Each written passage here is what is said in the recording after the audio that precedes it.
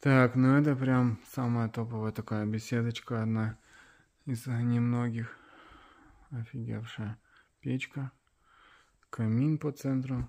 Ты тут сидишь вот на диванчике, релаксируешь, смотришь на камин, кайфуешь.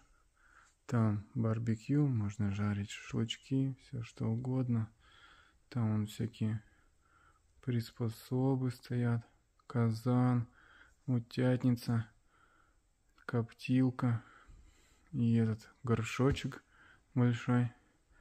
Всякие вот приблуды, там решеточки, шампура. Короче, все, что нужно, есть. Горшочек, наверное, закладывается вот русская печь. Там можно печь пиццу, пироги, еду в горшочках, томить, запекать. В общем, все по кайфу. Снизу там отсек для углей. Все у нас, все столешницы, гранит итальянский, Absolute Black. Кирпич немецкий тоже, клинкерный. Ребен, по-моему, этот кирпич компании. Дымохода вы еще не видели. Дымохода там просто пушка.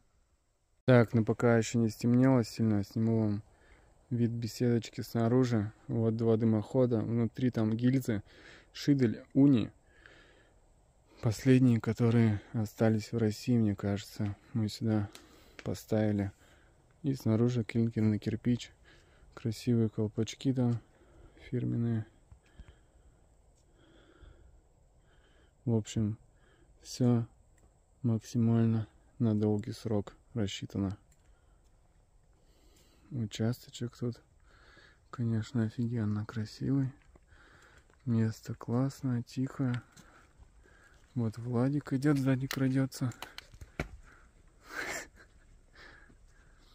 В общем, семейное гнездышко тут. А это, ребята, дровничок здесь с торца беседки. Там еще есть кладовка, погреб.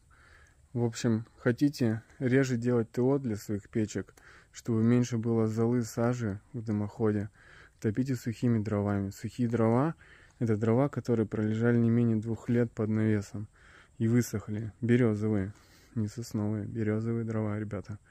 Или дубовые.